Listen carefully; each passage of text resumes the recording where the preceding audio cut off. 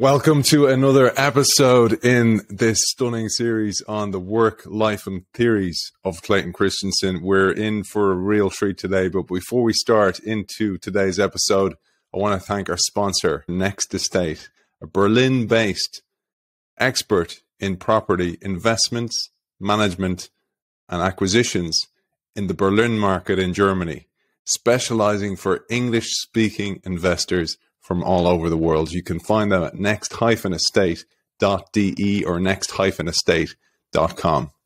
In 2003, media companies and newspapers were in free fall, where American newspapers earned only a small percentage of revenue from digital. The Deseret and the Deseret digital media were the envy of others, with more than 50% of the organization's combined net income coming from digital sources. And all this a little more than 3 years after a former Harvard Business School professor took over the company. How did he do it? Well, he developed his strategy thanks to his work with both Joe Bauer, our recent guest on the show, and the focus of this series, Clayton Christensen, and employed this research to recalibrate the way Deseret is organized and does business. Today, he has recalibrated his own life and reallocated his own resources to causes other than the business world, bigger causes. More about that shortly. But first and foremost, he is with us to pay tribute to his friend, share how those theories he discussed and formed with Clay helped him perform a spectacular turnaround in the media industry, and share his insights from his book, Dual Transformation, co-authored with friend of the show and future guest on this series, Scott DeAnthony, and of course, Mark Johnson, co-founder of Insight. And just a little tip to the future of this show, what's coming down the line, a series on all the work of Joe Bauer, and our guest co-authored a brilliant book with Joe Bauer that we're going to cover in the future, From Resource Allocation to Strategy. It is an immense pleasure and a privilege and an honor to welcome to the show Clark Gilbert.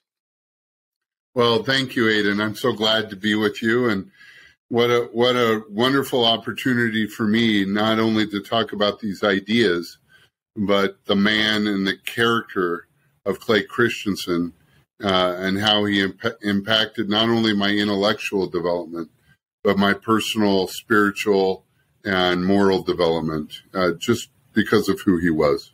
And you guys had an immense working relationship and personal relationship and spiritual relationship as well. And I thought I'd set the tone, Clark, and let you take it away from an excerpt that you wrote in an op-ed in an airplane seat that you confided in me when you heard that your great friend had passed away. And you wrote this in the Deseret News. I'll quote a little part here and then please take it away. First, there was the heart attack, then cancer, then the stroke. When Clay Christensen initially started facing these health challenges, he wrote to me and said, what a blessing it was, because now I can talk to my students about what really matters, and no one can get mad at me for speaking about God and spiritual purpose because I'm dying. I thought that would be a great place to start. Thank you. Yeah, I still remember that. It came to me in an email, and it was just an observation Clay made. He wanted people to think about the most fundamental parts of their life. And that lecture that he gave, it became the graduation day lecture, later became the book, How Will You Measure Your Life? And, you mentioned the work that had been done at the Harvard Business School around resource allocation theory. The father of that work had been Joe Bauer. Clay Christensen picked that up and used it to identify the innovator's dilemma. But for me, his most lasting insight was the way we allocate resources, not just financial, but time and attention-based resources. That's what shapes our ultimate strategy. So if you want to know an organization strategy, Clay would say, don't look at what they say their strategy is. Look at how they allocate their time and attention. What are the priorities? And in those daily, everyday common decisions, lie the very essence of the strategy of an organization. And he used that to help, Intel get out of, its high-end microprocessors into the Celeron chip. And he used it to discover the innovator's dilemma. But he said, if this is true for organizations, isn't it true for people? And if you want to know what really makes and motivates people, don't look at what they say their priorities are.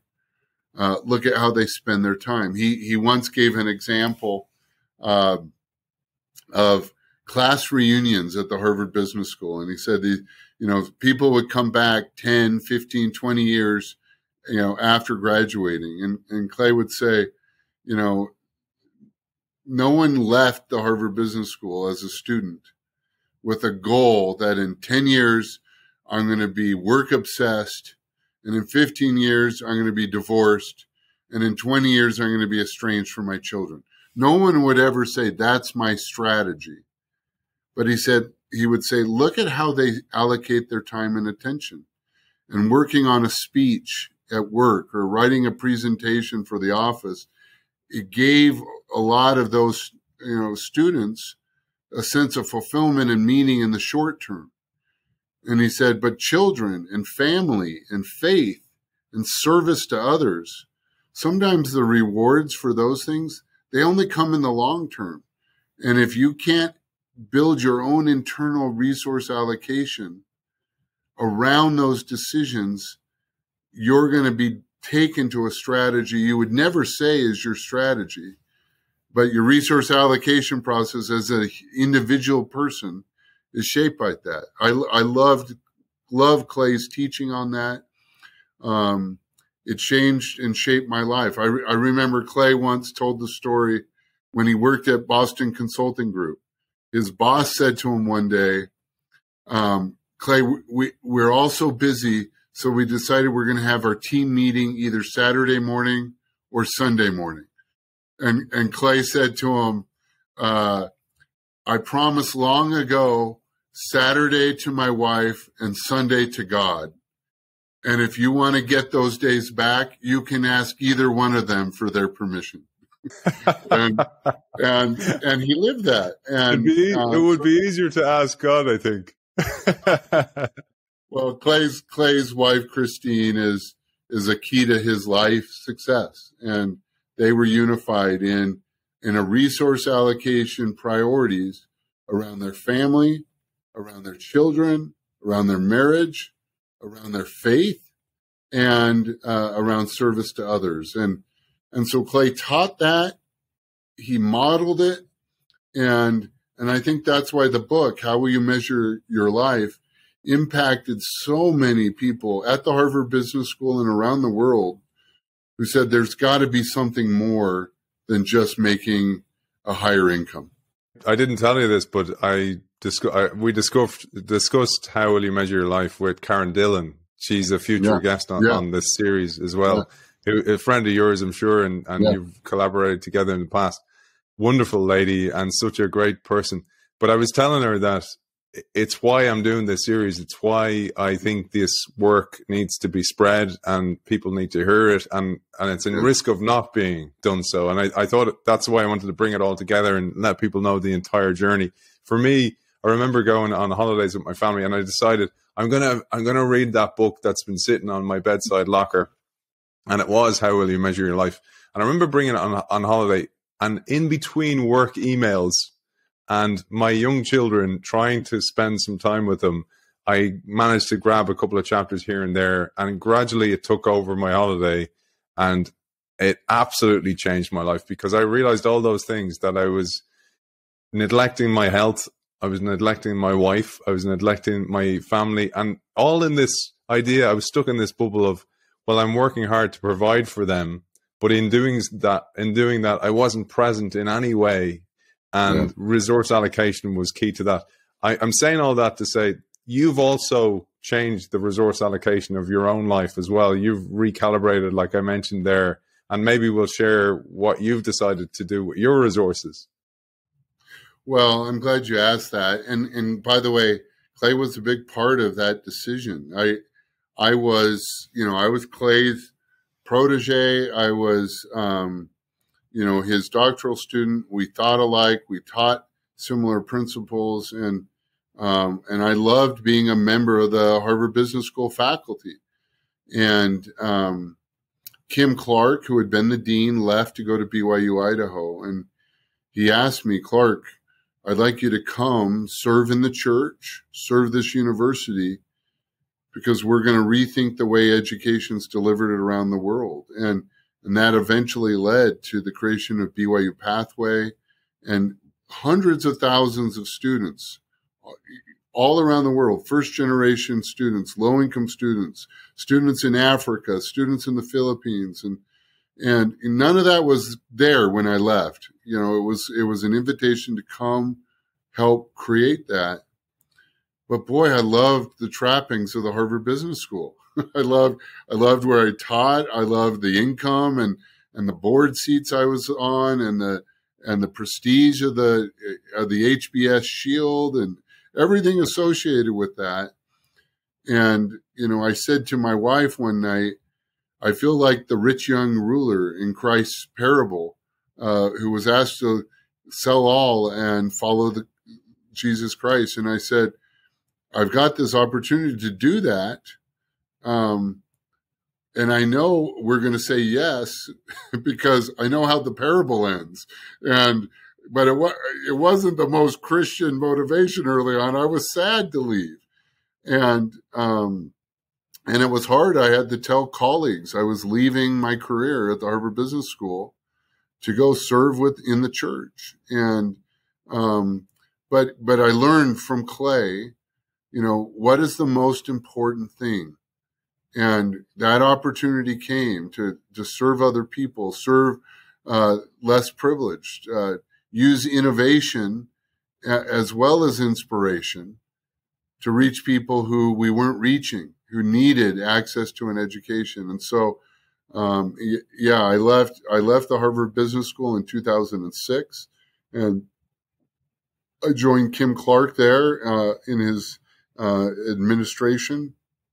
I was there for several years, helping create online and what became the BYU Pathway program for lower income students all around the world.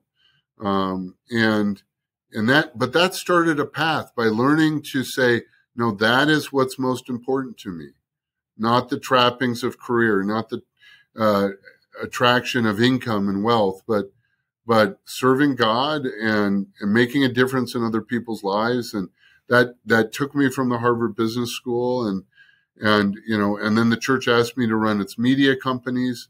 Later, I became the president of BYU Idaho and later BYU Pathway. And then just in the last 2 years, the church asked me to serve in a role, what we call a general authority. It's a full-time ministerial role, and I'm a full-time minister in our church now. I have responsibility for the church's global educational efforts.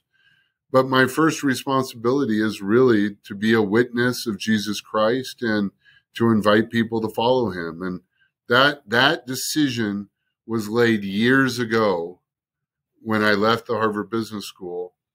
And that decision was influenced by my dear friend, Clayton Christensen. I wouldn't have been here without a lot of people, without my wife, certainly without God.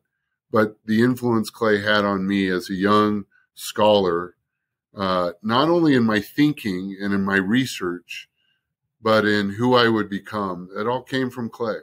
I thought about your own path that you've taken, and I kind of mapped it to the dual transformation map, because A was your Harvard business work, and B was your new entity that you're in now.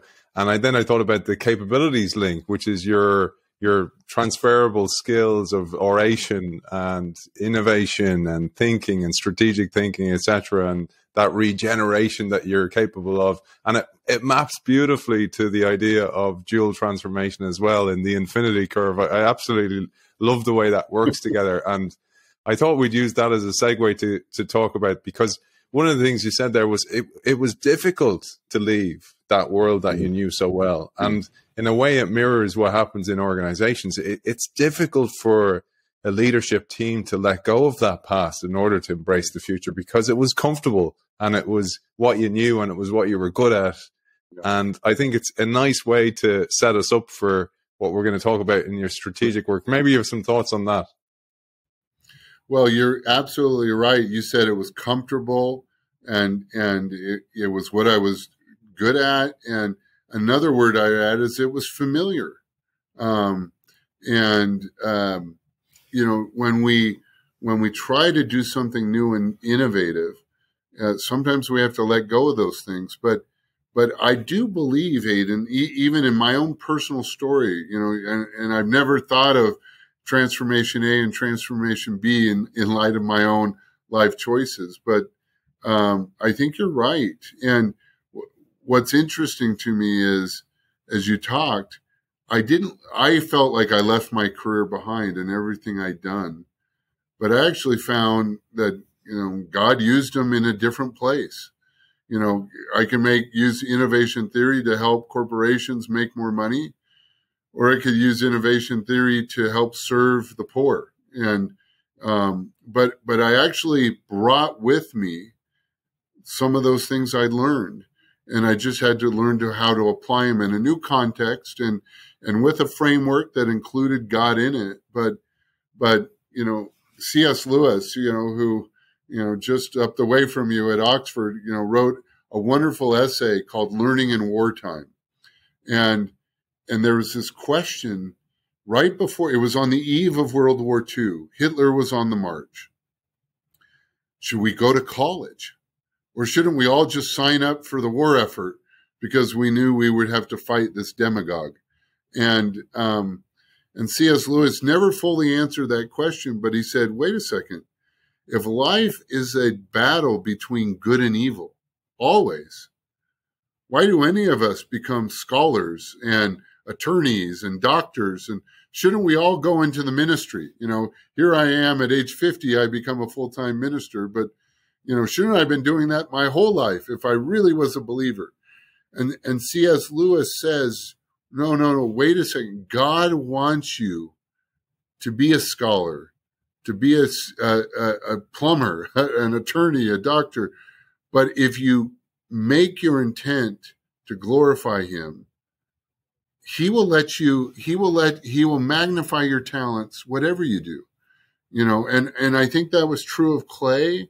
I hope that's true of me, Aidan, but I realized now the things I did as a strategy consultant and as a board member, as a Harvard Business School faculty member, God's using those things today for his purposes, but I hope he was using them when I was back in those other roles too. And so it is hard to let go. And whether you're making a personal life change, like we talk about in How Will You Measure Your Life, or whether you're a newspaper company trying to let go of print media and going to digital distribution, it's hard because it's unfamiliar. It's hard because it's not what you're good at. It's hard because it's new. But there is something more fundamental, and we should talk about this. And this is what Clay identified in his research. There's something about the way we allocate our time, attention, resources that makes it even harder. Like it's always hard to do something new, but if it's what you were already doing, and this is what Clay would call a sustaining innovation, good companies figure it out. What made it hard for disruptive innovations is not only was it difficult and new and cutting edge and innovative, but its very logic defied the way you allocated time and attention. And so actually the best companies were the least capable of making it through these changes. That was the insight Clay had. In fact, the best news organizations I worked with, the harder it was for them to go from print media to the digital world. And, you know, and Clay would say it was because they were smart. It was because they were capable. And they had built rules inside of the organization that allocated time, attention, resources to the things that made them better and better on a sustaining innovation curve. But a disruptive curve always looked inferior. And so in addition to it being new, you had to learn how to value something that looked unattractive. I had to do that at the Deseret News. And frankly, I had to do that with online learning to serve all of these other students. Most universities only want to serve the wealthy and the brilliant. But how can we use education to lower costs and make it available to everyone? And that wasn't hard just because it was an innovation problem, but it was hard because it disrupted the very allocation rules, resource allocation rules of time and attention that Clay and Joe Bauer have talked so much about. And it's so human. Like so much of this, we talk about strategy, and the strategy is almost the easy part, the mechanics. It's the humanics. It's the human touch that's so difficult. And it's a lovely segue maybe to share some of your work on the Deseret as well, because it was a magnificent turnaround. And I'm going to infuse in there because I can't resist a great article you wrote. So I have a couple of quotes here maybe, and you just unpack them. So the first is by Christensen and Bauer in 1996. Response to strategic change is at the heart of firm sustainability. In the case of disruptive technology, previous research shows that firms historically fail to commit resources because proposals do not fit the criteria considered in the existing resource allocation process. That speaks to what you just mentioned. That's one thing. But I also wanted to then join that together with a brilliant quote from a paper you wrote for the HBR in 2005 called Unbundling the Structure of Inertia, Resource versus Routine Rigidity. Beautiful title. And in the article, you work to unbundle the structure of inertia into two distinct categories, resource rigidity and routine rigidity.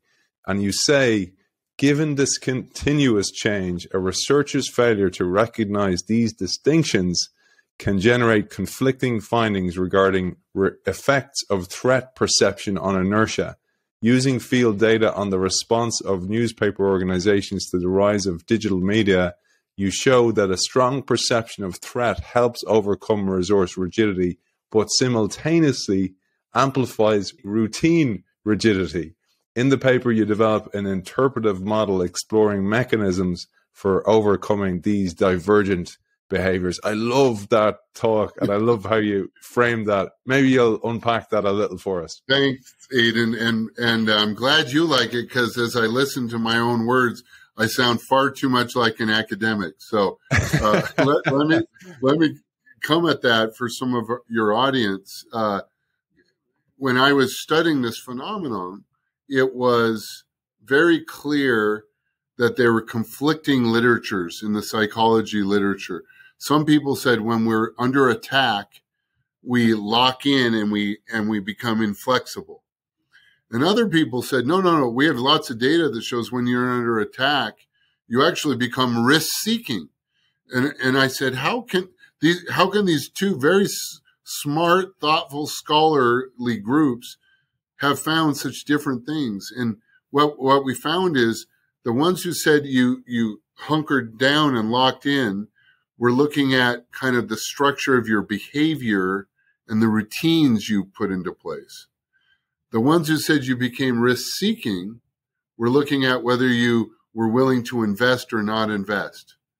And when Clay wrote The Innovator's Dilemma, he was mostly looking at this invest or not invest.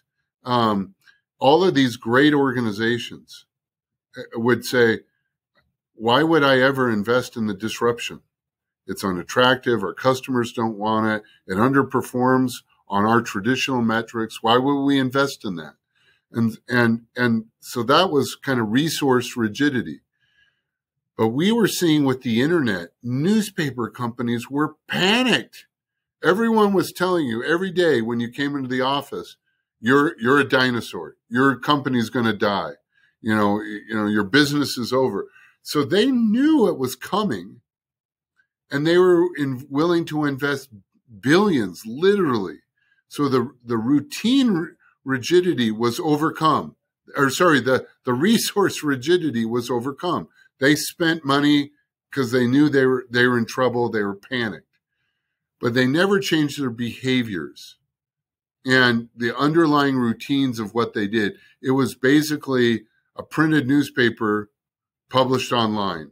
They didn't take advantage of any of the new forms of the media, the way the media could be shared, involving community participation in the engagement, because it violated the routines of traditional news organizations. And I remember I was in a doctoral seminar with Clay, and we were reading these literatures, and it hit me like a eureka moment. I literally stood up, Aidan, in my chair, and I said, okay, I may not be the smartest student in this doctoral program, but once I had that insight, I knew any idiot from that point on could do something with that insight. And I realized, okay, routine rigidity is different than resource rigidity. You can scare someone into acting, but you can't get them to change their behaviors without a fundamental redesign of their organization. And by the way, I saw this when I left Harvard Business School and I went to work in the church's educational system. We knew BYU is our flagship school. It's amazing, National Merit Scholars, the number 3 or 4 highest producing PhD undergraduate sourcing school in the country, high GPAs. But we knew the church was broader than that. We had to be able to educate the common man and do it in ways that were powerful. And so we knew we could do that, but we couldn't get BYU to change its culture to serve the everyday kids. And so the leader of our church overcame both resource rigidity by creating BYU Idaho, but he changed the routines by putting it on top of a community college. So instead of trying to get BYU to do it, he said, we're going to invest in our community college. We'll make it a 4-year school. We'll put the resources into it. But then because it's a community college, it's teaching focused. And frankly, our church leadership gave it a student emphasis, no research, no college athletics, a year-round calendar. And the president of the church, in one announcement, overcame the dilemma that caused companies to fail in every industry we had studied. And here I saw a religious organization overcoming the innovator's dilemma because it leaned into its spiritual identity. And it was a miracle. Aidan, the BYU Idaho served the everyday kid, lowered cost from 2000 when it was created to 2020. We tripled the enrollment from 10,000 to over 30,000 students. And in inflation-adjusted dollars, the cost went down. And so you'd say, oh, we've now created Clay. In fact, Clay Christensen wrote with Henry J. Eyring a bio of, they called it the Innovative University. And when I became the president of BYU Idaho, everyone said, oh, I hear you guys are so innovative. But then when we looked to take BYU Idaho and serve even a lower income student, kids in West Africa and in the Philippines and in Central America, suddenly the resource allocation process that was our friend in creating a student-focused campus university became our enemy when we said we're going to do it online. We're going to start with certificates and just get kids good entry-level jobs. It was hard to do it there. And once again, not me, not Kim Clark, but the Church of Jesus Christ used their religious identity to help us overcome the innovator's dilemma. And we took BYU Pathway. Not only did we set it up separately, but we spun it out of the university. And today, 70,000 students around the world. It's now bigger than BYU and BYU Idaho. And it's because we overcame the resource allocation process, solving both resource rigidity and routine rigidity. by creating a new organization. And so it's really rare. I spent so much of my life studying this phenomenon, but I've had two chances to put it into practice, both in the media companies and in higher education. And I did have the advantage of having a religious mission to motivate our efforts. If you take that as a template and then you apply it to what you did in Deseret, it's exactly the same thing, and it worked. Even the whole idea of, well, you have to have a separate entity, and this is a real challenge. And even I've read a lot on innovation, and I'm kind of going, can you not have it inside the same organization? But because of that resource versus routine rigidity, it shows you why you can't. And you mentioned there about how you had this eureka moment and you stood up and you're like, any idiot can get this.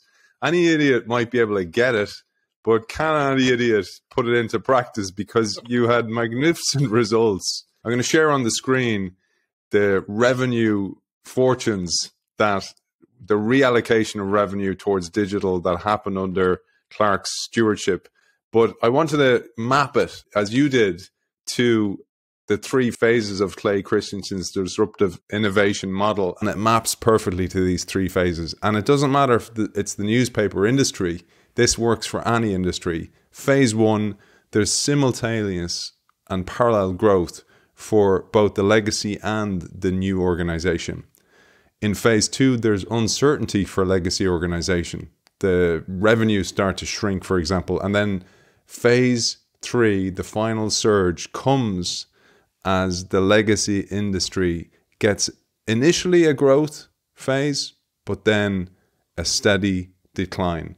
We see these curves all the time, this sudden spurt of growth as it lets go of maybe declining cost cuts, and then the decline starts and just goes on and on until the new entity takes over, hopefully, if you've prepared one. Aidan, this pattern shows up over and over and over again. In fact, Clay used to say, theory gets a bad name because it sounds theoretical and esoteric, but a good theory lets you predict in the absence of data ahead of time. And you can see this pattern over and over and over again. And so in this first period, it's really hard to commit resources to the new venture, the disruptive venture, because the traditional business is still thriving, even growing. And so that first phase you described, we call that a crisis of commitment. That early on, how do you commit resources when nothing looks like it's wrong in the core business, right? And then the second one, second period is there's some ambiguity. Like, is online really going to be the future? And can't we hold on to the print business? Or is online learning going to be the future? Can't we hold on to the campus? And there you see the legacy leadership in an organization actually fight the new venture. And I call this the crisis of conflict, because in this phase, you'll have people really attacking what you're doing. And so early on, it's like, how do I get the legitimacy to get resources? That's a crisis of conflict. Then once you get the resources, many people in the incumbent or leadership will say, I got to destroy this. This is terrible. It's taking resources away from our old core business. And they will try to sabotage it. And that's a crisis of conflict. Over time, it's clear that the disruption is going to become the dominant way people consume in the future. You know, today, BYU Pathway is as big as our two flagship universities combined. You know, early on in the crisis of commitment, we couldn't get any funding to it. Then in the crisis of conflict, you had traditional faculty who were aligned with us on the mission, but they looked down at it and almost tried to undermine it. And today, it's clear. We know BYU Pathway is going to be the major catalyst to providing education all around the world to members of our faith. 70,000 students. It's going to grow and grow and grow. We'll have 500,000 students in this. But now it's a crisis of identity. What do you do when your online learners are not just bigger, but a multiple the size of your legacy campuses? What do you do when your online website at the Deseret News isn't just as big as the newspaper circulation, but it's a multiple the size of the legacy business? And so in each one of these crises, there needs to be leadership. In the crisis of commitment, a leader needs to step in and say, we are funding this, even though it's new and different. For us, that was a prophet of our church came in and said, we're going to fund BYU Idaho. And then later, we're going to fund BYU Pathway. That's one way to overcome the crisis of commitment is great leadership, stepping in and saying, I know other people don't want to do this, but it's the future. And then in the crisis of conflict, the leader needs to step in and separate his, arguing siblings and get them apart. That's why you need a new organization, is otherwise the incumbent organization will crush it. And then in that last crisis of identity, what do you do now when the new venture is bigger, multiples bigger than the legacy assets? And so it really requires leadership all the way through this. You can't just set up a new organization, which you have to do. We talk about that, but you need leadership all the way through it. And it's been what people will often ask me, well, is what you did at the Deseret News and in the church's educational system replicable to secular organizations?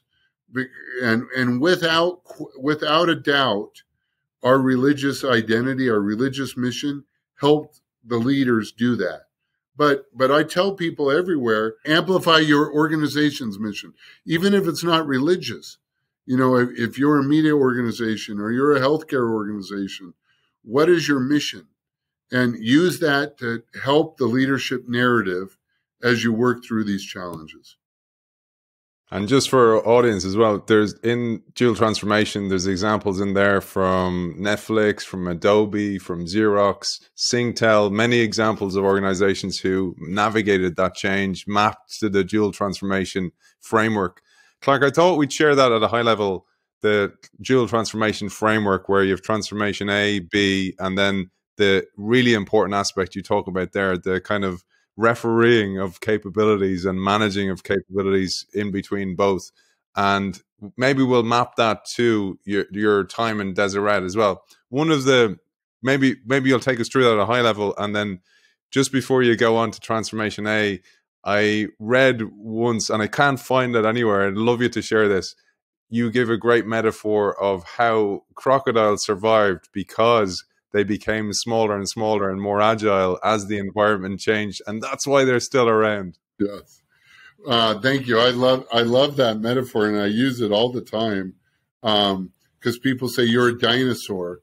What they don't realize is the crocodiles were around at the time of the dinosaurs, and they are bigger and they lived in different places, but they adapted by becoming smaller, and now they live in the mouth of riverbeds.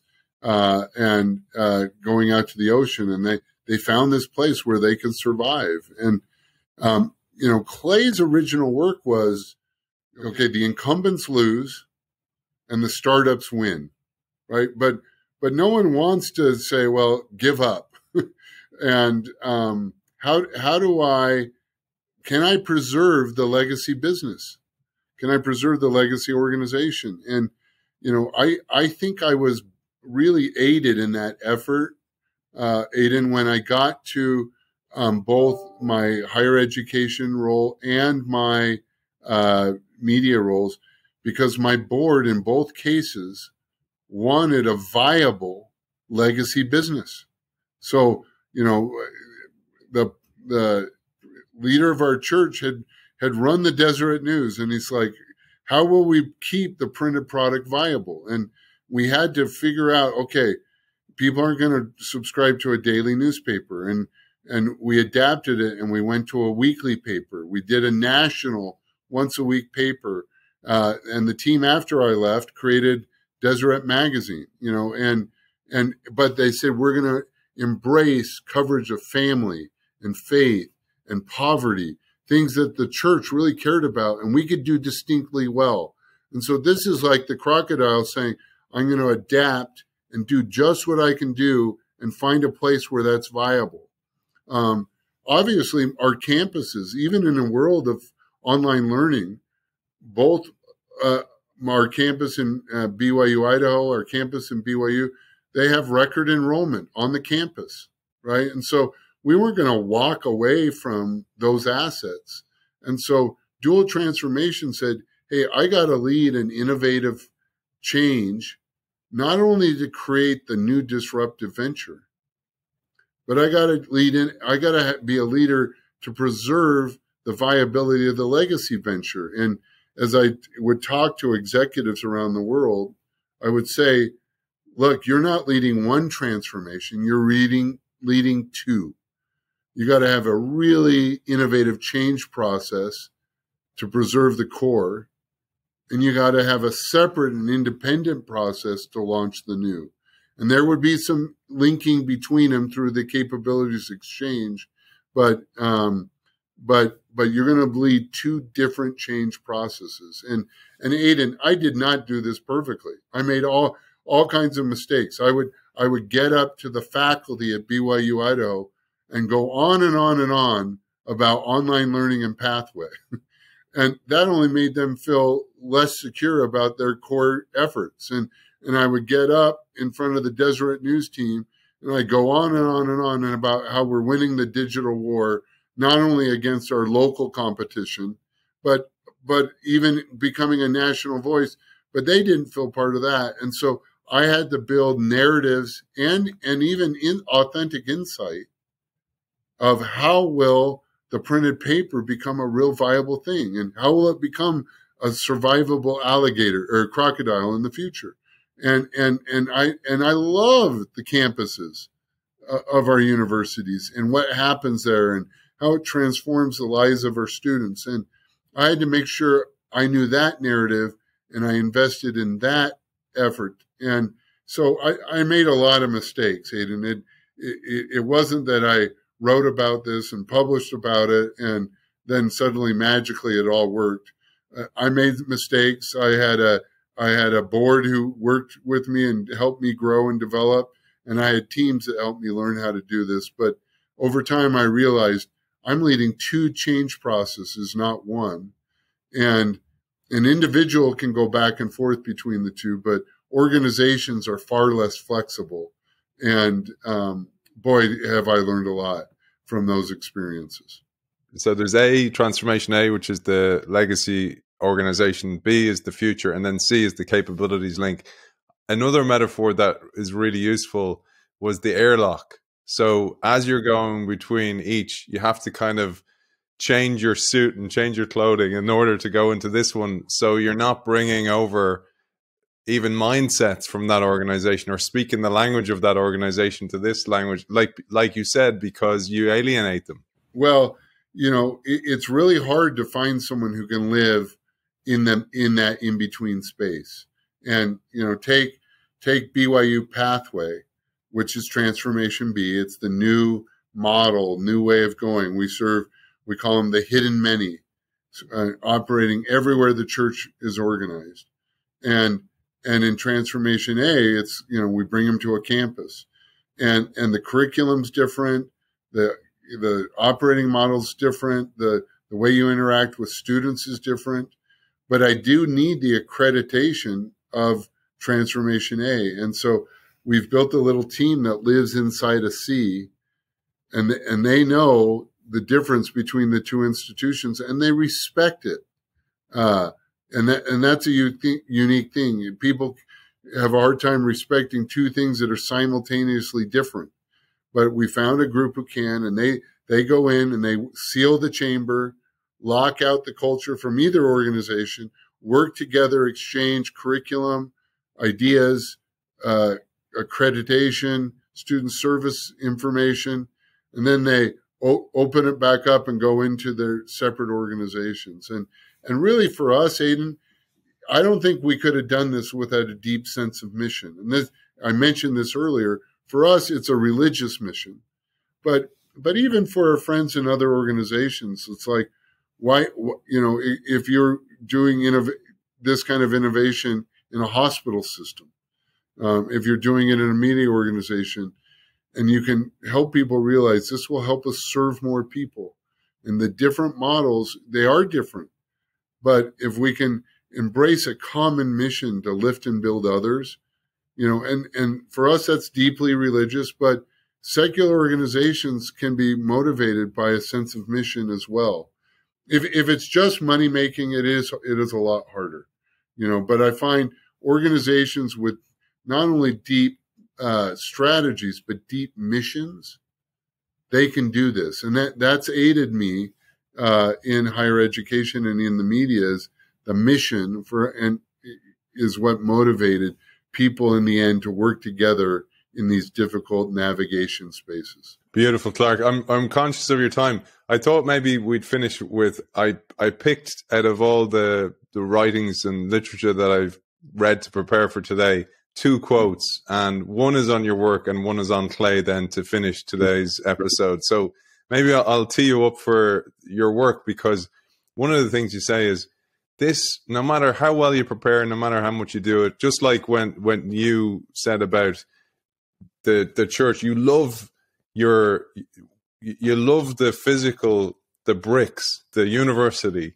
but you have to kind of let it go a little bit, just like you did with Harvard when you went then to work for the church as well. Yeah. There's a melancholy there. And the quote I picked here is, you say in Dual Transformation, while disruption is the greatest opportunity a leadership team will ever face, the same disruption that frequently rips an incumbent apart almost always results in net market growth. It is the moment when the market also ran can become the market leader. It is the moment when business legacies are created. I love that. Well, I look at what's happened here in my experience with higher education and with media, and this legacy moment in both cases wasn't just because myself and Kim Clark and David Bednar, who had been the president before us, were involved, but it's because we really did have spiritual mission-based leadership that said there's something more, and use the word net growth. Today the Deseret News reaches about 10 times as many people as it reached with its peak print circulation. Today, our church reaches, through higher education, I pointed these numbers out, but, more students through BYU Pathway than our leading flagship universities combined on their campuses. And, and we needed that. The church we needed in media, we needed a voice in a world that's secular and doesn't look at these things through faith-based lenses. The Deseret News is now a national voice, read all over the world by millions of people.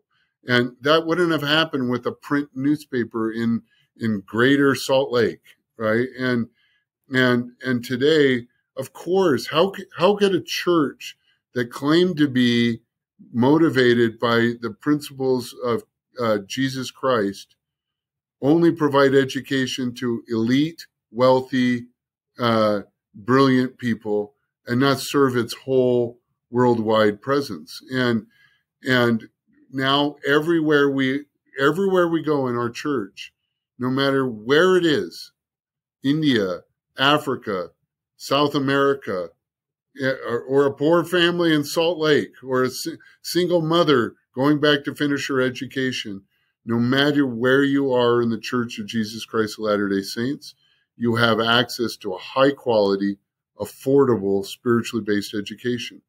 The innovative arc for us was fundamentally grounded in that mission. And it's been one of the joys of my life to be able to take some of these insights from Clay and others that I love and I believed in, but infuse them with deeper purpose, and bless many more people than we could have if we would have stayed in a traditional paradigm. Beautiful, beautiful, Clark. And I just want to say, for anybody who isn't spiritually minded and is more about the organization, an organization is an organization. So use those same principles and apply them to business if you want, because they work. I believe that. I have a spiritual calling now, but these principles are true across organizational settings, and it works across industries. And I think that's why the power of Clay's insights were that he found something that worked, and it resonates. True principles work regardless of where they're applied. Beautiful. And on Clay, I picked a quote that I thought you might want to finish today's show, because this was the real reason you really wanted to do today's show. I kind of squeezed out some of your insights, some of your business insights and organizational change insights. You said in your article, how can we measure the life of Clay Christensen? Certainly the impact on his intellectual and academic portfolio will be felt for generations to come. But for me and so many who knew him, the impact of Clay's life comes from the goodness and desire he has always had to serve God and lift others. The world has lost a great light in Clayton Christensen's passing, but his ideas and example will continue to bless so many in powerful and lasting ways. Beautiful. Thank you. Well, I feel it. Clay lives in my thinking, but more importantly, in my heart. I learned more about how to serve others and be someone who had integrity to deeper values from Clay. As much as he's influenced my intellectual development, his greatest and most lasting impact on me has been in the formation of my character. Obviously, my religious belief, my integrity to things like my family, my faith, and how to be invested in the lives of other people. And in the end, I think that is Clay's lasting legacy. And I'm so grateful for it. And I'm pleased you're doing this session, and that, Aidan, you would understand, as powerful as Clay's ideas are, there's so much to this man that will live on because of his character. And I'm glad you could cover both of those in these podcasts. And thank you. I'm grateful to you for giving up your time. I know it's very precious now that you measure it differently and you allocate it very, very differently. And it is exactly why I wanted to do this series, to honor the work and make sure that it lasts well beyond any of us. Upload it to YouTube and let it live there forever. It was an absolute pleasure, and I appreciate your time so much. Clark Gilbert, thank you for joining us. Thank you for having me, Aidan. As always, I want to thank our sponsor, Next Estate. Next Estate are specialists in buying, selling, and managing property in the Berlin market in Germany. You can find Next Estate at next-estate.com or next-estate.de.